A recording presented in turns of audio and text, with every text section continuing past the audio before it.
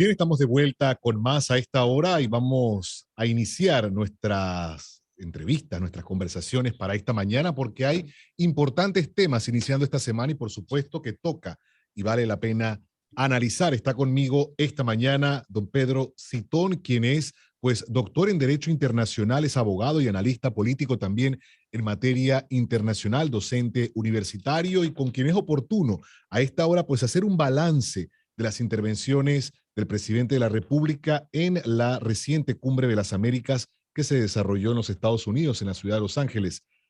Don Pedro, ¿cómo está? Buenos días. Muy buenos días, Ricardo. Bueno, a ver, sí. Dime.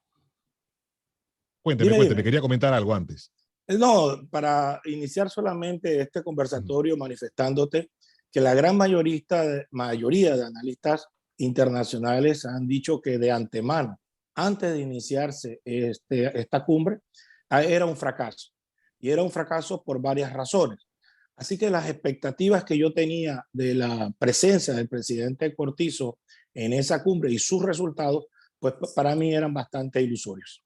Y eso es interesante escucharlo, don Pedro, porque hubo temas, por ejemplo, obviamente a través de los medios de comunicación replicábamos la información y uno de los centrales era el llamado de atención del presidente a cumplir los acuerdos que precisamente en este tipo de convocatorias, en donde hay presencia de mandatarios de todos los países, se llegue a cumplir cada uno de los acuerdos que se establezcan. Y hubo un tema en particular y fue la migración irregular. En este sentido, ¿cuál es su valoración sobre esa intervención? Bueno, mira, específicamente en la cumbre se vieron tres temas. El tema migratorio que tú comentas, el tema de los océanos y el tema del comercio bilateral. En el tema de las migraciones, pues para mí, desde mi óptica, yo creo que el presidente de la República fue muy tibio frente al anfitrión Estados Unidos. Y te lo explico por qué. Porque precisamente Panamá, según él mismo, sus declaraciones, se gasta una cantidad considerable de dinero cuidando las fronteras panameñas para que esos migrantes no lleguen a los Estados Unidos y de llegar, tratar de darle la forma más humanitaria a esa migración irregular. Entonces era el momento propicio para que el presidente de la República dejara de hablar de medidas concretas y las ejecutara, las solicitara. O sea, pedirlo a los Estados Unidos unos recursos económicos, que es lo que se Mayor requiere. apoyo financiero, sí. Mire, solo esta semana viene la general de 4 estrellas a ver temas de seguridad nacional. ¿Por qué? Porque los Estados Unidos ha extendido sus fronteras nacionales hasta el puerto, hasta la frontera con Colombia en el Darién. Y el costo de tener esa migración, ese flujo migratorio de manera controlada para que lleguen de alguna manera segura a los Estados Unidos, lo está asumiendo Panamá. Entonces, ese es el primer punto. El segundo punto que le quiero rescatar es no haber criticado al presidente Biden por no haber invitado a donde se originan los flujos migratorios. Mire, 6 millones de venezolanos están en el exilio, están en una situación de abandonar Venezuela para irse a otras tierras. Eso es una realidad. La otra realidad es la migración cubana, la migración haitiana. Son flujos migratorios importantes. Esos países no fueron invitados a la cumbre. Por las razones que sean, no fueron invitados. Entonces, usted tiene que conversar con el que no está de acuerdo con usted. Pero es parte del problema para encontrar las soluciones. Esa es la otra crítica que yo le hago a la intervención del presidente Nito Cortizo, que de delante de Biden, como sí hizo el presidente Fernández, no le reclamó que no invitara a esos estados muy importantes a la hora de hablar de migraciones. Ahora, usted mencionaba también dentro de los tres pilares de desarrollo de esta cumbre o los temas abordados, el comercio bilateral. Nosotros estábamos a la espera de pues que hubiese respuestas sobre este tratado de promoción comercial con los Estados Unidos. Sin embargo, tampoco, a pesar de que me parece hubo una intervención y el presidente tocó el tema, no se ha dado reacciones al respecto. Mire, Ricardo, aquí lo importante es que el presidente de los Estados Unidos lo dejó muy claro. Vamos a ampliar el comercio con los demás países de las Américas vía los tratados de libre comercio que tengamos. Aquí en Panamá, mire la contradictorio del discurso. Aquí en Panamá, creo que la ministra de Relaciones Exteriores y el ministro de Desarrollo Agropecuario hablaron de que ya los Estados Unidos había aceptado una mesa técnica para renegociar 4 puntos. Y yo, para mi sorpresa, me puse muy contento. Dije, porque yo había dicho que yo lo veía muy inviable. Pero en Estados Unidos, el discurso del presidente el presidente de Panamá fue que le pedía a los Estados Unidos concretar esa reunión, porque no la hay. No hay la voluntad política de los Estados Unidos de renegociar ningún tratado de libre comercio. Y las razones sobran. Donde él se siente a renegociar un tratado de libre comercio con un país, lo va a tener que renegociar con todos y va a tener que abrir una caja de Pandora. Ahora, en ese sentido específico, el interés de Panamá sobre todo es poder que se revisen rubros sensitivos, o sea, hablando específicamente de Estados Unidos, que son 3 según entendemos, el arroz, carne y los productos lácteos. Esto de alguna manera condiciona, como usted dice, también a discutir otros componentes de otros tratados. Claro, es que mire, hay una cláusula de la nación más beneficiada. Esa cláusula de la nación más favorecida, que conlleva que si yo le abro a usted la caja de Pandora y empezamos a renegociar tiempos y términos, se lo tengo que renegociar a los demás países que así lo soliciten y consideren que su cláusula de nación más favorecida está siendo perjudicada. Entonces, ve lo difícil que es para los Estados Unidos abrir este compás hacia Panamá y hacia los productores panameños. Porque, mire, aquí el país no se preparó para esos términos que sabíamos desde la firma de los tratados en el tiempo de Martín Torrijos que se iban a dar hoy.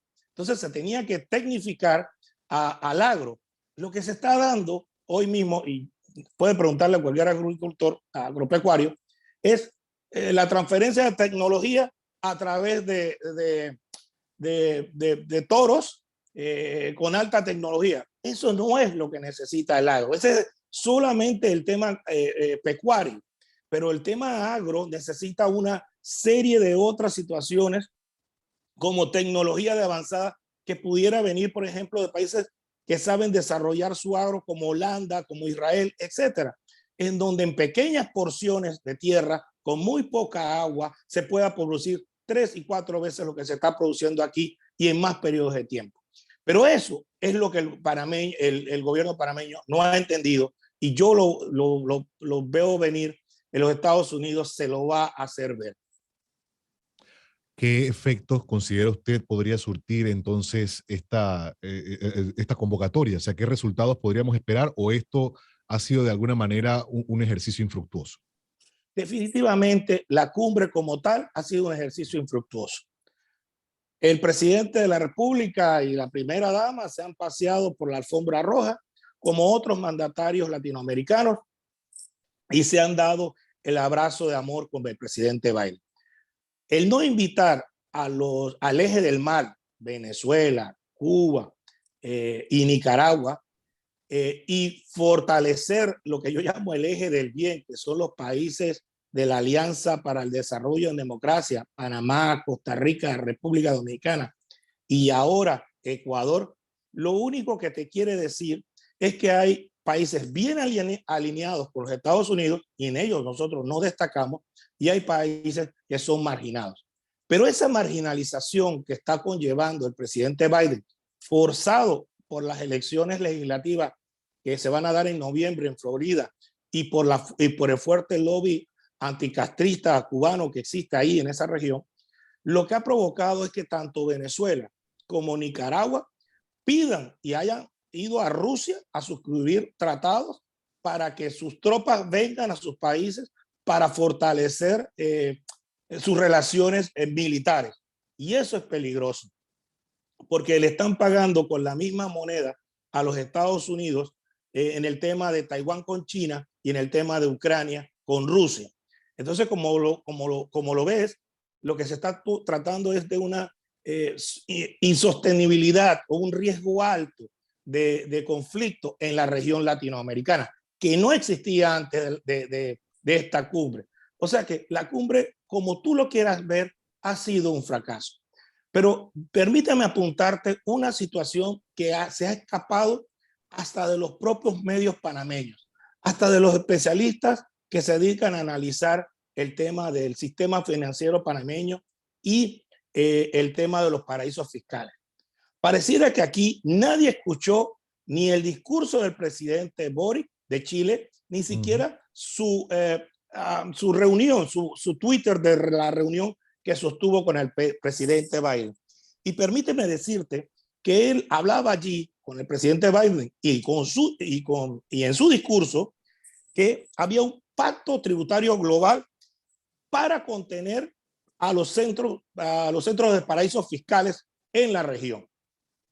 Esto es sumamente peligroso porque de darse, me permito recordarle que a los centros, la propuesta de Boric y de la OECD es que se le aumente a estos paraísos fiscales un tributo global del 15%, afectando el Centro Financiero Internacional de Panamá. Pues bien, si usted recuerda, y en la presidencia de la República así nos lo hizo saber, el presidente Cortizo se reunió con el presidente Boric de Chile. ¿Usted ha escuchado algún argumento, alguna nota de prensa en donde el presidente de Panamá le haya reclamado, le haya puesto en la mesa los planteamientos del gobierno panameño? Únicamente no. Se destacó que se hablaron temas de educación y de formación deportiva de alto rendimiento. No hubo mayor detalle de esa reunión. Usted ve que eso es muy como protocolar, ¿no? Claro. Oye, era el momento de reclamarle, era el momento de, hombre, usted está de su par, el presidente de una república con el otro. Pero no, el presidente de Panamá se puso como los caballos, unos, ¿cómo se dice? Unos anteojeras y desconoció el tema. Pero acuérdense que en la entrevista que dio a un medio de comunicación internacional, ahí sí fue aplaudido por su el tema de los papeles de Panamá. Exactamente, donde decía que solo el 0.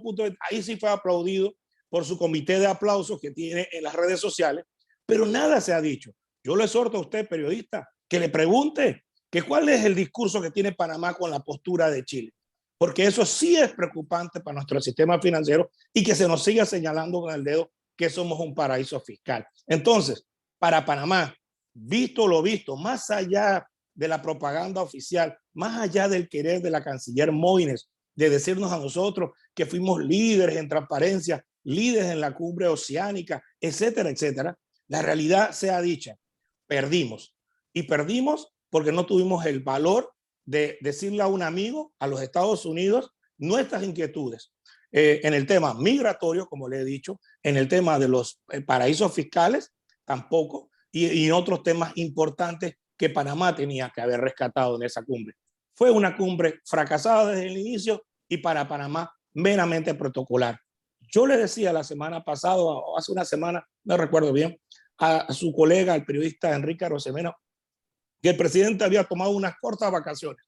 Y había tomado unas cortas vacaciones porque la cumbre empezaba miércoles en la noche, jueves, y la mayoría de los países llegaron ese día, los presidentes de los países llegaron ese día. El presidente estuvo desde el lunes y desde 5 días atrás ya estaba una alta delegación reunida en Los Ángeles, que como usted ve es un gasto extraordinario. Pero sí, el que no hubiese asistido, además de Cuba, el eje del mal, Cuba, Venezuela y Nicaragua, Haití. Y Haití tampoco asistieron. Y mire, porque estos fueron excluidos, estos no fueron invitados. Pero gente que no fue y que estaba invitada era México, por ejemplo, Salvador, Guatemala y Honduras, donde se hace el otro trozo de la migración en el Círculo Norte. Hablar entonces de que siquiera fue un éxito es realmente irrisorio. Y lo triste, Panamá perdió la oportunidad histórica de haber podido pedirle dinero, que es lo que necesita. Acciones concretas, dinero. Porque le recuerdo que aquí a Panamá ha venido altos funcionarios del gobierno de los Estados Unidos a ver el tema migratorio. Y lo que se le exige a Panamá es que haya más controles en la frontera, que haya unos centros binacionales de patrullaje. Me permito recordarle que el ministro Pino lo dijo, O sea, que a nivel bilateral, Panamá ya llevaba ese tema. ¿Cuál era la necesidad entonces de plantearlo en una mesa sin los actores verdaderos de la misma? Del problema, quiero decir. Interesante, definitivamente los aportes, doctor Citón, y nos queda tarea pendiente. Hay dos puntos importantes que nos ha dejado y que debemos, como usted ha mencionado, pues como medios buscar respuestas sobre ello. Quiero agradecerle la oportunidad de esta interesante conversación esta mañana. A ustedes siempre. Muchas gracias. Son las 7:01. Avanzamos.